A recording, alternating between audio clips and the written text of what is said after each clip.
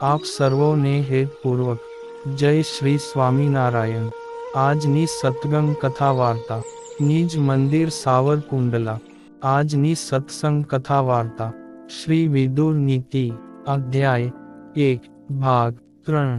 ગઈકાલે આપને વિદુર નીતિ ગ્રંથના માધ્યમે ડાહ્યા અને મૂર્ખ માણસોના લક્ષણોની કથા સાંભળી। હવે આજે આગળની વાર્તા સાંભળશું।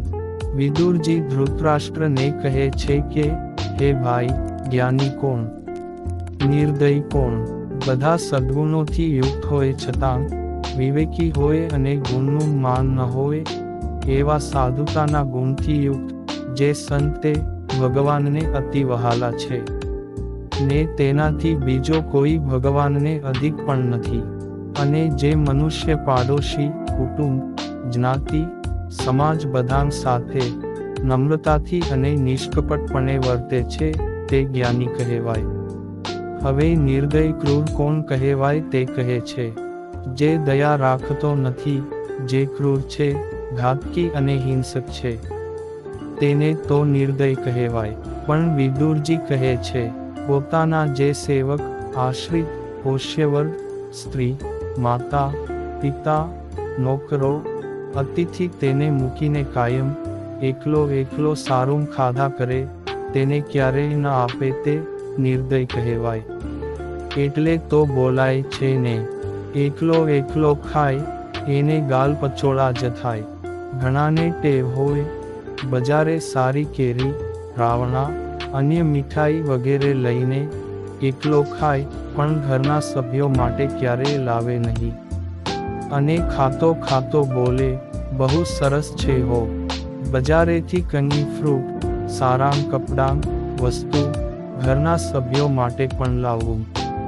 પોતે સારાં કપડાં અને ઘરેણાં પહેર્યા કરે, સફારી પહેરીને સફર કર્યા કરે, ફર્યા કરે, પણ પોતાના પત્ની, બાળકોને કોઈ દી સારું લઈ ન દે તો ક્યારેક દુઃખરૂપ થાય। માટે આવી રીતે જે વહેંચતા રહે, તેને ઘરમાં વસ્તુ પદાર્થ થોડું હશે તો પણ આનંદ અને સુખ શાંતિ રહેશે। એકનું વિવેચન, એકલાએ શું કરવું અને શું ન કરવું। હવે વિદુરજી એકનું વિવેચન કરતાં કહે છે, હે ભાઈ, સ્વાદિષ્ટ અને સારી વસ્તુ પોતે એકલાએ ન વાપરવી, પણ આગળ કહ્યું તેમ કરવું।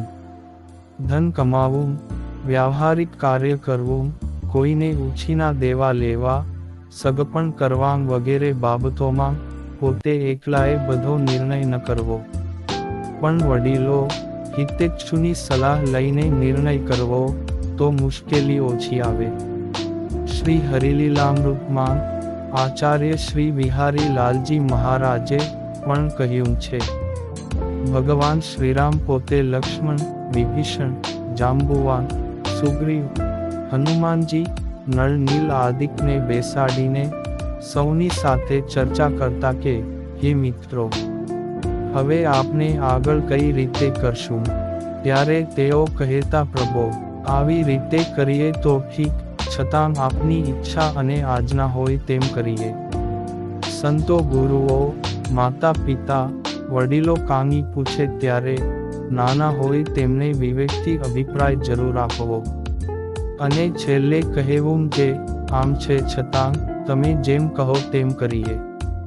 સેવક, શિષ્યો, સંતાનોની આ ફરજ અને એ જ મર્યાદા છે। હે ભાઈ, મુસાફરી, પદયાત્રા વગેરે એકલા ન જવું, બે હોય તો ક્યારેક એકબીજાને સહાય કરવામાં ઉપયોગી થાય। કંઈ મુશ્કેલી પડે અથવા શારીરિક તકલીફ પડે તો સાથ મળે। વળી બે જણા હોય તો રસ્તે ચાલતાં બીક ન લાગે। ધર્મ મર્યાદામાં રહેવાય, થોડા આગળ પાછળ ચાલતા હોય તેથી પ્રભુ ભજન થાય। સ્વામિનારાયણ ભગવાને તેથી જ સંતોની જોડ બાંધી હશે, અને સંઘ હોય, ઉત્સવ સમયા, ઝાઝા માણસો સૂતાં હોય ત્યારે એકલાએ ન જાગવું, આંટા મારવા નહીં, કદાચ તે વિસ્તારમાં, જગ્યામાં ચોરી થાયને પૂછે તો કહે, પેલો જાગતો હતો, આંટા મારતો હતો, સાંજે તાળાં દીધેલાં હતાં, ક્યારેક આવો ખોટો મિથ્યાપવાદ આવવાનો સંભવ છે, માટે તેમ ન કરવું. હે ભાઈ, સાચું ખોટું સાંભળીને ભાગ ત્યાગ કરવો જોઈએ. કોઈ આમ કહે, કોઈ તેમ કહે. વિવેક બુદ્ધિથી વિચાર કરીને સારું એટલું મારું એમ માનીને રહેવું જોઈએ. કોઈ કજિયાના તણખા નાખે પણ ક્ષમા રાખે, જતું કરે તો કલર કંકાસરૂપી ભડકો ન થાય. અશક્ત નબળાને ક્ષમા રાખવી તે ગુણ છે, લાભદાયક છે. સમર્થને ક્ષમા રાખવી, જતું કરવું તે તો તેના ઘરેણાં સમાન છે. હે ભાઈ, તમે પણ જાણો છો કે પાંડવો અતિ શક્તિશાળી છે, છતાં તમારા વિશે આદર રાખે છે, તેથી જ તેઓ જતું કરે છે. હો બાણથી, ઝેરથી, શસ્ત્રથી એક જ માણસ મરે, પણ બુદ્ધિરૂપી સાધનથી તો અનેકનો નાશ થાય, અને અનેકનો ઉદ્ધાર પણ થાય. આખું રાષ્ટ્ર નાશ પામે અને કામ બચી જાય. માટે કુળને અને રાષ્ટ્રને બચાવવું હોય તો થોડો વિચાર કરો, મન મોટું રાખો, થોડું જતું કરો. સહુ સાથે સંપીને રહીએ, થોડું ઘણું પણ જાતું કરીએ. પાંડવો પણ ભાઈના દીકરા ભત્રીજા છે, એને આજીવિકા પૂરતું પણ થોડું આપો. આ કજીઓ મટે અને તેમ કરો તો નિરાંતે તમને નીંદર આવે. ભાઈ, જે શત્રુ હોય તેની સાથે મિત્રતા બાંધવી નહીં, અને કદાચ મિત્રતા બાંધે તોય સદાય સાવધાની રાખવી. આપણે જેને મિત્ર માનીએ પણ તે દગો કરે તો રાજ્યનો નાશ થઈ જાય, બધું બરબાદ થઈ જાય. વિદ્વાન બ્રાહ્મણ પ્રવાસ ન કરે, તેની વિદ્યાનો ઉપયોગ ન કરે તો વિદ્યા નાશ પામી જાય. સિંહ, સત્પુરુષ અને હાથી ફરતા રહે તો તેની શોભા વધે, માણસો જોવા ભેળા થાય, અને સંતોની કથા વાર્તાનો લાભ મળતો રહે. જેમાં દોષો, કપટ, અન્યને છેતરવું વગેરે ખામીઓ છે, તેના ખોટા વખાણ ન કરવા. તેમ કરવાથી તેના દોષ વધે, ને બીજા પણ છેતરાય. વિદુરજી કહે છે, હે ભાઈ, કોઈ માણસ કોઈ પ્રત્યે વફાદાર હોય તો તે બધા પ્રત્યે વફાદાર રહે તેવું નથી. ગાય પોતાની વાછડીને ચાટે, પેટ ભરાવે, પણ બીજી વાછડી નજીક આવે તો માથું મારીને કાઢી મૂકે. તમારા દીકરાએ કર્ણને રાજ્ય આપીને સાચવ્યો છે, તેથી તે તેને માને છે, પણ બધા જ તમારા દીકરાને માને, પૂજે તેવું નથી. કોઈ સ્ત્રીએ કોઈ પુરુષની ઈચ્છા કરી હોય, તેને બીજી સ્ત્રી ચાહે તે બંને ભવિષ્યમાં હેરાન થાય છે. તેમ કોઈ પુરુષે કોઈ સ્ત્રીની ઈચ્છા કરી હોય, હેત હોઈને તે સ્ત્રીને કોઈ અન્ય પુરુષ ઈચ્છે તો ભવિષ્યમાં દુઃખ થાય ખરું.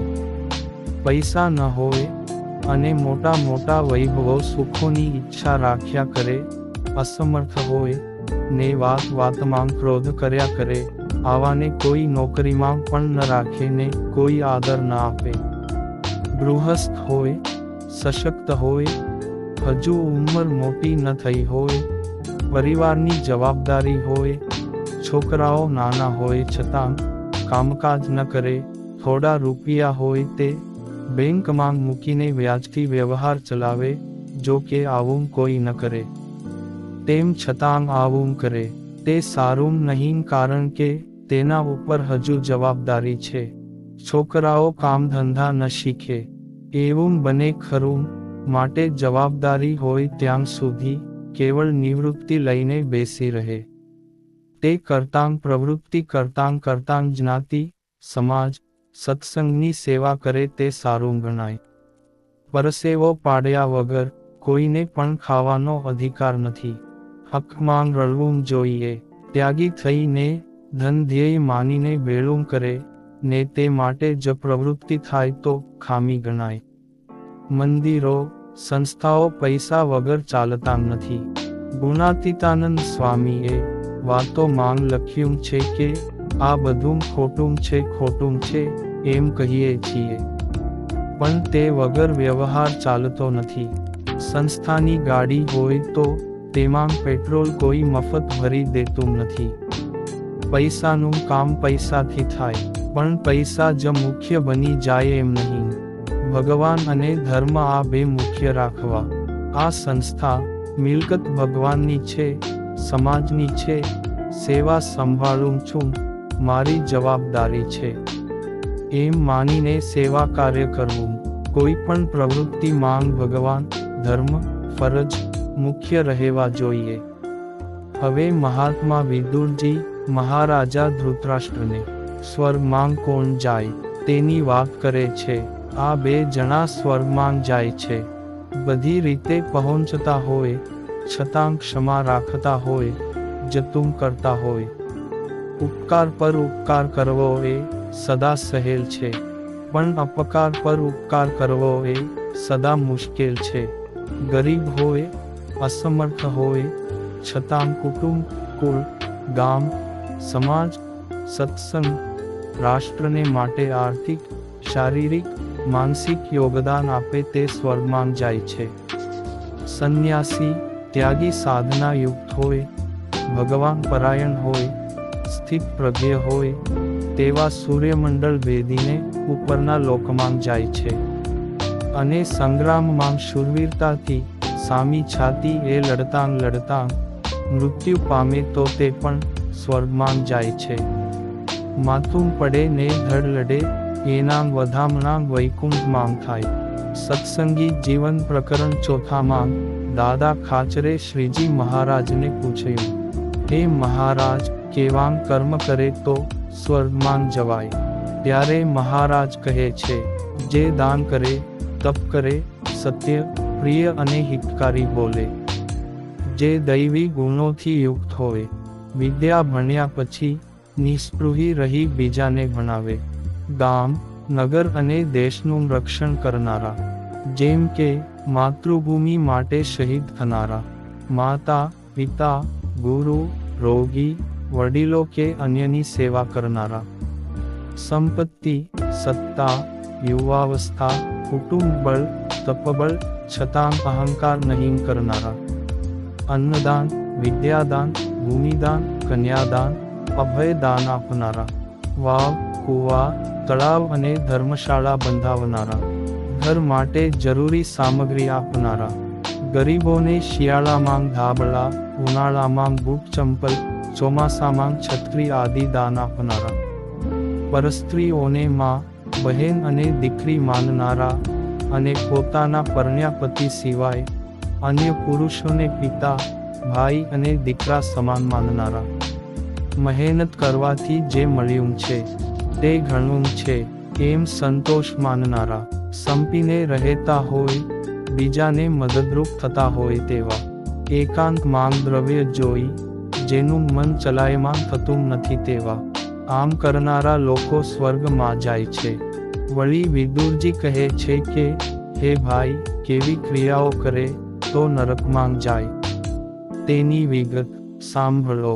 પરસ્ત્રી, પરધન આદિ હરનારા, ધર્મશાળા, ઘર, નિરણ આદિ સ્થાવર મિલકત, રાષ્ટ્ર મિલકત સળગાવનારા, નાશ કરનારા, પુલ તોડનારા, રસ્તામાં ખાડા ખોદનારા, અનાથ સ્ત્રી, વૃદ્ધ સ્ત્રી, શરણાગત સ્ત્રી, તપસ્વીની સ્ત્રી, પતિવ્રતા સ્ત્રી, વિધવા સ્ત્રી, વિશ્વાસુ સ્ત્રી, પોતાની સ્ત્રી હોઈને વ્રત ઉપવાસને દિવસે સંગ કરવા ઈચ્છતી ન હોય તો પણ તેનો જબરાએ સંગ કરે તેવાને તો બ્રહ્મ હત્યાનું પાપ લાગે છે.